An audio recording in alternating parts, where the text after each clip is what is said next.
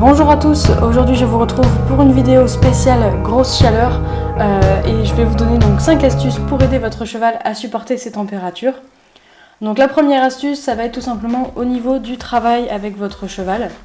Donc ce qu'il faut savoir, c'est qu'un cheval est à l'aise entre une température de 5 et de 25 degrés. Au-delà de cette température-là, ça commence à devenir difficile à supporter pour le cheval. Donc si la température extérieure est supérieure à 20 degrés, faites attention lors du travail. N'attendez pas que votre cheval soit en écume pour arrêter votre séance.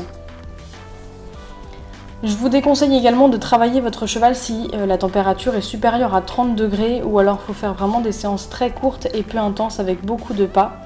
Vous pouvez sinon privilégier une balade en forêt au frais. Mais le plus important, si vous travaillez dans ces températures-là, c'est vraiment d'écouter votre cheval. C'est très important d'être à son écoute, de savoir dans quel état il est, si vous pouvez continuer à travailler ou si vous devez vous arrêter maintenant parce qu'il commence à avoir trop chaud. Vous devez faire également attention puisque la température corporelle du cheval monte beaucoup plus vite que celle de l'humain. Donc votre cheval va ressentir les effets de la chaleur beaucoup plus fort et beaucoup plus vite que vous. Donc on peut arriver à des phénomènes de cuisson du muscle, c'est-à-dire que la température du cheval monte tellement fort que le muscle commence à cuire et donc vous pouvez imaginer les dégâts que ça peut provoquer. Donc vraiment faites très attention à votre cheval lorsque les températures sont très élevées. Si vous voulez travailler, faites vraiment attention. Essayez de venir plutôt le matin tôt ou le soir tard lorsque la température se rafraîchit pour éviter justement de monter en plein cagnard à midi par exemple. Et très important, après une séance, même si vous avez eu chaud aussi, privilégiez toujours le cheval, c'est de lui que vous devez vous occuper en premier. Imaginez bien que si vous avez eu chaud, c'est encore pire pour votre cheval. Donc même si vous avez votre bombe, vos chaps, etc. qui vous tiennent chaud, vous devez d'abord enlever la selle, le filet, donner une bonne douche à votre cheval et après seulement vous occuper de vous. La deuxième astuce peut paraître toute bête, ça va être de doucher votre cheval. Donc c'est vrai que ça peut paraître une évidence, mais quand il fait chaud, il ne faut vraiment pas hésiter à doucher son cheval. Vous pouvez doucher simplement les membres ou intégralement selon la température extérieure.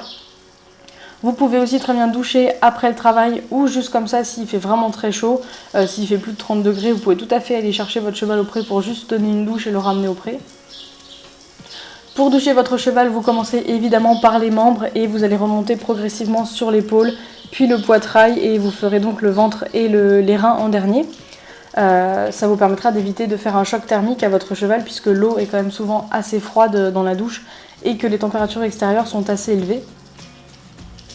Moi ce que je fais c'est qu'après le travail, si je vois que mon cheval a eu vraiment bien chaud, je vais passer plusieurs fois le jet de chaque côté. Donc je vais commencer, imaginons côté droit, je vais faire ensuite le côté gauche et je vais repasser une deuxième fois pour vraiment être sûr de bien refroidir mon cheval. Je vais en profiter pour le masser aussi sur les muscles qui ont bien travaillé, donc notamment les muscles du dos, puisque c'est avec ces muscles-là que le cheval me porte principalement et c'est ces muscles-là qui sont comprimés. Donc les masser avec l'eau froide, ça va faire revenir un petit peu la circulation et du coup relancer un petit peu et soulager les muscles. Bien prendre le temps de doucher son cheval après le travail, c'est très important puisque le corps continue de chauffer même plusieurs minutes après l'effort. Donc c'est pour ça que moi je fais généralement 2 douches entre guillemets, enfin je fais 2 passages avec le jet d'eau de chaque côté. Ça permet de vraiment bien faire redescendre mon cheval en température et du coup de le remettre dans un état de confort maximum.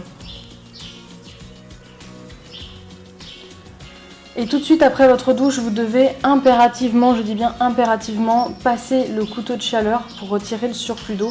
C'est vraiment très très important de faire ça parce que sinon, si vous ne faites pas ça, l'eau qui va être restée sur le poil de votre cheval va chauffer avec la chaleur corporelle que dégage votre cheval et aussi la température ambiante. Et du coup, cette couche d'eau qui chauffe sur votre cheval, ça risque de provoquer un coup de chaleur. Et croyez-moi, vous voulez vraiment pas que ça vous arrive parce que ça peut très vite dégénérer.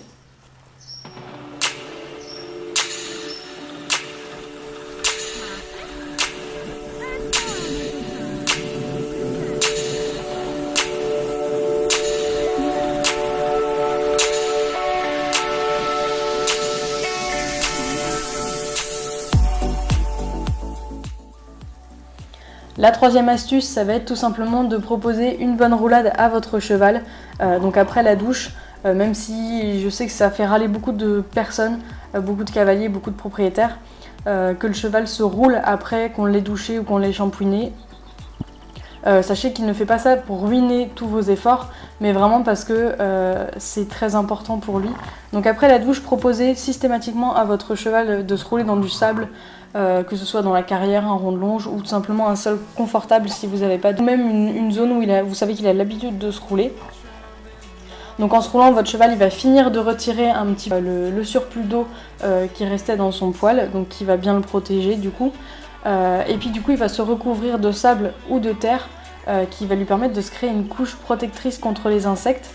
Et du coup c'est très intéressant pour les chevaux parce que du coup c'est un petit peu un anti-mouche naturel.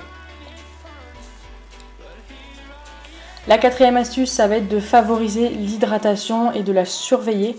Il faut vraiment surveiller que votre cheval boit bien après l'effort. Donc il faut vraiment penser à l'hydrater à chaque fois, après chaque séance. Proposez-leur toujours un seau d'eau, même si je sais que moi j'ai pas une jument qui boit beaucoup et je sais que souvent elle va pas boire, je lui propose à chaque fois quand même.